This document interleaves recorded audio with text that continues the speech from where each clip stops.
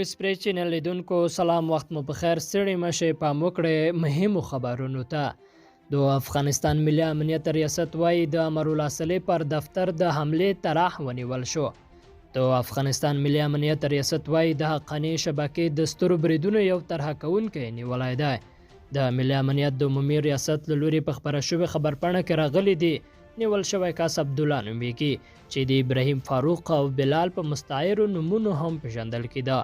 د اعلامیې په وینا یاد کس د ولسمشر د لومړي مرستیال په دفتر کې حمله هم طرح کړې وه. د ولسمشر د لومړي مرستیال امرالله صالح په دفتر وسلواله حمله د 1993 لمریز کال د زمري میاشتې په 8مه شوې وه چې له امله یې نږدې 20 کسه وژل شوي او 50 ډېر ټپیان شوي وه. که څوم هغه مهال د یادې ډلهیزې حملې مسؤلیت هیڅ وسلواله ډلې نه ومنلی، خو ښاغلي صالح طالبان مسؤل بللي وه. د ملي امنیت له لوري په خپره شوې خبرپاڼه کې تور پورې شوی چې نیول شوي کس په پېښور کې د حقاني شبکې په یوه نظامي مرکز کې زده کړې ترلاسه کړې دي.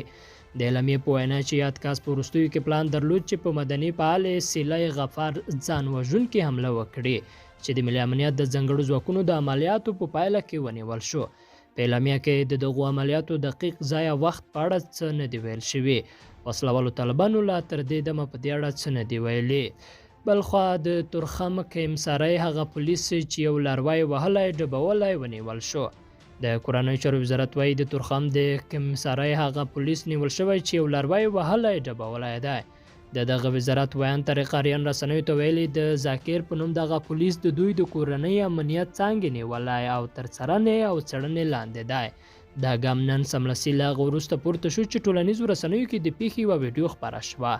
د ویډیو کې ښکاري چې د پولیسو په یونیفورم کې یو کس تورخم کې د ولاړو مسافرو له ډلې یو کس پرله پسې په ډنډې وهي. تېره اونۍ یو بل پولیس د تل لپاره له امنیتي لیکو د دې لپاره وایستل شو چې تورخم کې یې پر یوې ښځې لاس پورته کړی وه. د غلام خان بندر له لارې په سوداګریزو توکو بار موټر میرنشاه ته رسیدلی. د افغانستان او پاکستان ترمنځ د شمالي وزیرستان د غلام خان بندر لاره چې د 2014 میلادي کال راهیسې د هر ډول تګ راتګ پر مخ تړل شوې وه، په لومړي ځل له دغې لارې څخه د افغانستان لخوا په سوداګریزو توکو بار موټرونه میرنشاه ته رسیدلی دي. د شمالي وزیرستان د سوداګریزې خونې مرستیال شهید علي ویلي چې له 4 کلن ځنډ وروسته د افغانستان نه تجارتي موټر میرنشاه ته رسیدلی دی. د هغه په خبره له دې سره به د دواړو لوریو د سوداګرو ستونزې تر ډیره حده حل شي او په کمه موده او لږ لګښت به خپل سوداګریز توکي د کرښې دواړو لوریو ته ولېږدوي. هغه ویلي پاکستاني حکومت ژمنه کړې ده چې له افغانستان سره به د سوداګرۍ برخه کې ستونزې هواروي او په دې برخه کې جدي هلې ځلې دوام لري. د ملي مصالحې عالي شورا وایي د ترکیې غونډې لپاره د جمهور رئیس غني طرحه را رسیدلی. د ترکیې ناستې ته چمتووالی د ملي مصالحې عالي شورا لخوا یوې واحدې طرحې د جوړولو حادثې. د افغانستان د ملي مصالحې عالي شورا وایي د ترکیې غونډې لپاره د جمهور رئیس طرحه هم دوی ته رسیدلې ده. خو د دغه شورا وایند فریدون خزون ازادۍ راډیو ته وویل چې نن به هم د ترکیې غونډې ته د یوې واحدې او هر اړخیزې طرحې په جوړولو کار وشي. ښاغلی خزون زیاتوي موږ هڅه کوو چې یوه طرحه وړاندې شي په کومه ناسته کې چې پرون وشوه او نن هم ورته یوه ناسته کېږي پر همدې موضوع بحث کوو. د جمهور رئیس د طرحې په ګډون د حزب اسلامي او نورو مخکښو جهتونو له لوري موږ ته طرحې راغلي. موږ په همدې هڅه کوو چې له دې طرحو یوه واحد د نظر رامنځته کړو. ښاغلي خزون پرون د بېلابېلو طرحو د توحید لپاره په دې اړه د یوې 15 کسیزې کمیټې د جوړولو ویلي وه چې په خبره یې مشري محمد یونس قانوني کوي او د ملي امنیت سلاکار حمدالله محب، د بهرنیو چارو وزیر محمد حنیف اتمر، د ملي مصالحې عالي شورا دواړه مرستیالان او د سولې مرکچی پلاوي رئیس هم غړي دي. د ملي مصالحې عالي شورا کې ځینو سرچینو ازادۍ راډیو ته ویلي دغه کمیټه اوس مهال د شاوخوا 13 طرحو په څېړلو بوخته ده.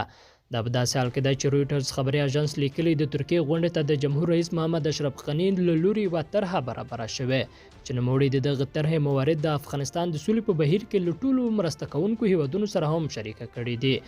رویټرز د جمهور رئیس غني د دغه طرحې په اړه د یوه سند له مخې لیکلي چې دا طرحه به 3 پړاوونو کې وړاندې شي. لومړی د محمد اشرف غني د واک ختمېدو لپاره اجماع رامنځته کول، سیاسي جوړجاړی او د طالبانو له لوري د نړیوالو تر څارنې لاندې ورباند منل. دوهم پړاو کې بیا د سولې حکومت رامنځته کول او د نوي سیاسي سیستم جوړول شامل دي او په دریمه مرحله کې بیا د اساسي قانون نوی چوکاټ جوړول او د کډوالو ادغام او بیرته راستنېدل شامل دي. بایدن افغانستان کې د خپل بې معنا جګړې دوام نه غواړي. یوریشیا ریوی خبرونه وایي چې افغان جګړې په امریکا کې خپل محبوبیت بایللی دی او ډیری امریکایان په دې باور دي چې دغه جګړه بې معنا او له بې ځایه لګښتونو پرته بل هیڅ ګټه نه لري. سرچینه کاږي چې د بایدن اداره هم نه غواړي په افغانستان کې خپل بې معنا او بې پایه جګړې ته دوام ورکړي. د سرچینې په خبره امریکا د افغان سولې په اړوند یوه طرحه وړاندې کړې ده چې ښکېل اړخونه یې ردوي او نه غواړي چې یو بل سره په ګډه د یوه نظام تر چتر لاندې کار وکړي. د خپرونې له لوري خپره شوې اوږدې لیکنه کې راغلي روغه جوړه چې مهمه موضوع ده او ترلاسه کول یې ګران کار دی د افغانستان د اوږدې او خونړۍ جګړې د پای ته رسولو کلي ګڼل کېږي. ولسمشر غني د بهرنیو چارو وزیر حنیف اتمر او د دغه وزارت سیاسي معین میرویس ناب ته د غازي امان الله خان د دولتي مډال ورکړی دی. د ارګ د معلوماتو له مخې ولسمشر غني د اسیا زړه استانبول پروسین هم کانفرانس او د افغانستان لپاره د جنوا کانفرانس د بریالي ترسره کولو په خاطر د بهرنیو چارو وزارت رهبري ستایلې ده. سرچینې وایي هلمند کې په 2 جلا پیښو کې 11 امنیتي سرتیري وژل شوي. امنیتي سرچینو رسنیو ته ویلي چې تېره شپه په هلمند ولایت کې په 2 جلا پیښو کې 11 امنیتي سرتیري وژل شوي او 4 نور ټپیان شوي دي. سرچینې زیاته کړې چې لومړی پیښه تېره شپه د هلمند ولایت په نوې ولسوالۍ کې د امنیتي ځواکونو پر یوه پوسته د موټر بم برید له امله رامنځته شوې چې په پایله کې 2 سرتیري وژل شوي او 4 نور ټپیان شوي دي. سرچینې د غرض ویلي چې په ورته مهال کې وسلوالو طالبانو ته د هلمند کندهار په لویه لار باندې د امنیتي ځواکونو پر پوسته برید کړی دی چې په نتیجه کې 9 سرتیري وژل شوي دي. د هلمند ولایت امنیتي چارواکو تر اوسه په دې اړه څه نه دي ویلي. بلخوا طالبانو بیا د 11 امنیتي سرتیرو د وژلو ترڅنګ د 14 نورو د نیول کېدو ادعا هم کړې ده. هرات کې د ملي اردو 4 سرتیري له طالبانو سره جګړه کې وژل شول. د هرات په شینډان ولسوالۍ کې د ملي اردو 4 سرتیري له طالبانو سره جګړه کې وژل شوي او 3 نور ژوبل شوي دي. د هرات یوه ځایي چارواکي چې نه غوښتل نوم یې واخیستل شي ازادي راډیو ته د خبره تایید کړ. دغه سرچینې ویل تېره شپه په 1 بجه لسګونو طالبانو د شینډن ولسوالۍ د ودانۍ په 4 کیلومترۍ کې د ملي اردو پر پوستې ډله ییز برید وکړ. د هرات والي عبدالوحید خطلي په شینډن کې شوې دغه جګړه تاییدوي خو د مرګ ژوبلې په اړه څه نه وایي. طالبانو هم تر اوسه په دې اړه څه نه دي ویلي. او ولسمشر غني د امریکا تر فشارونو لاندې دی. د سټارز اینډ سټرایپس په نوم د امریکایي ورځپاڼې ویلي چې واشنګټن غواړي خپل سرتیري له افغانستان څخه وباسي او له همدې امله امریکا پر ولسمشر غني فشار راوړی دی څو هر څه ژر له طالبانو سره هوکړې ته ورسیږي. ورځپاڼه کاږي امریکا پر ولسمشر غني فشارونه ډېر کړي دي څو طالبانو سره پر یوه موافقه سلا شي او په همدې توګه له افغانستان څخه د امریکایي سرتیرو وتلو ته زمینه برابره شي. د نیوز پریس چینل لیدونکو دا د نن ورځ لاندو مهم خبرونه چې مو واورېدل. تر بیا ښې چارې لویه مو مل شه.